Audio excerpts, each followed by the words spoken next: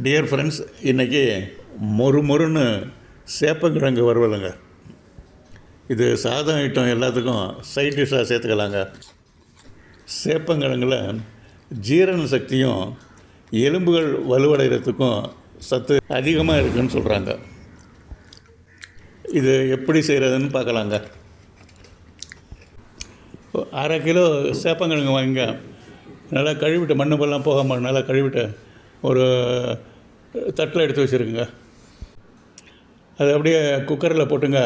கிழங்கெல்லாம் முடுற அளவுக்கு தண்ணி வச்சுட்டு மூடியை போட்டு ஒரு விசிலுக்கு எடுத்துடலாங்க. அது அப்படியே வெளியில் எடுத்துங்க.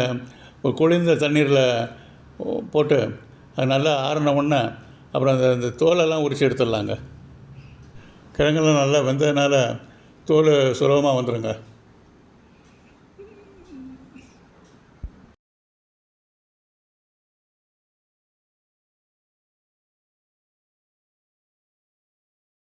கிழங்கெல்லாம் உரித்து வச்சாச்சுங்க.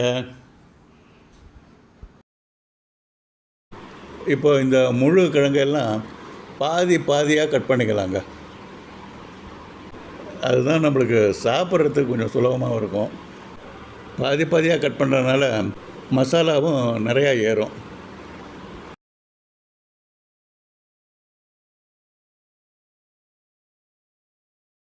இந்த கட் பண்ண கிழங்கையெல்லாங்க ஒரு பவுலில் போட்டு வச்சுக்கலாம்.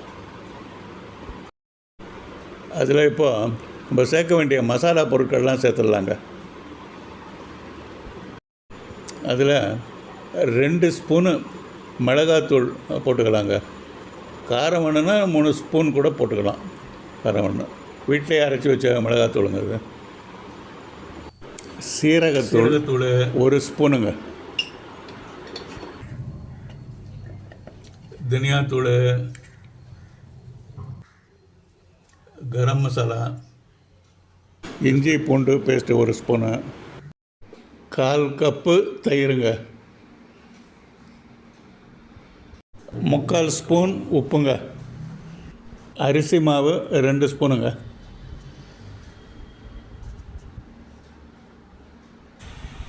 கடலை மாவு 1 ஸ்பூன்.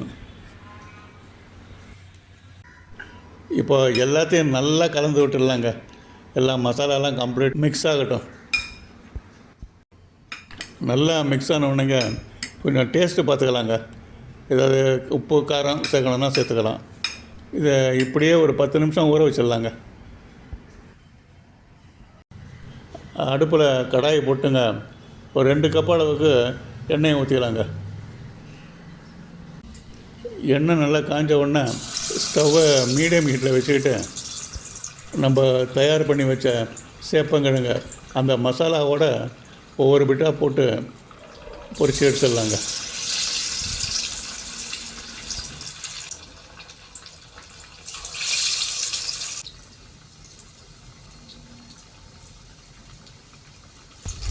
பொன் கலருக்கு ஃப்ரை ஆன உடனே எடுத்துடலாங்க. சேப்பங்கிழங்கு வறுவல் ரெடி. இது சாதம் ஐட்டங்களுக்கெல்லாம் நல்ல சைட் டிஷ்ஷுங்க. நல்லா மொறுன்னு இருக்குங்க. Thank you very much friends for வாட்சிங். தேங்க்யூ.